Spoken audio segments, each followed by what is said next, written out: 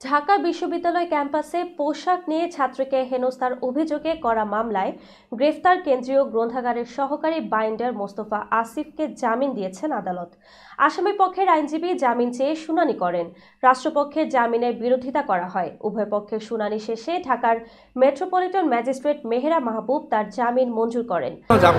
ঠিক করেন, রমজান মাসে খারাপ দেখা যায়।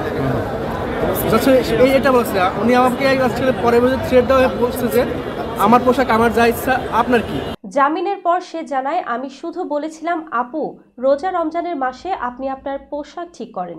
কিন্তু তার বিরুদ্ধে অভিযোগ আরও গুরুতর। জানা যায়, বুধবার শাহবাগ থেকে ফেরার পথে ঢাকা বিশ্ববিদ্যালয়ের এক ছাত্রীকে হেনস্থা করেছেন মোস্তফা আসিফ। এমন অভিযোগ করে ভুক্তভোগী ঘটনার বিবরণ দিয়ে সামাজিক যোগাযোগ মাধ্যমে পোস্ট দেন।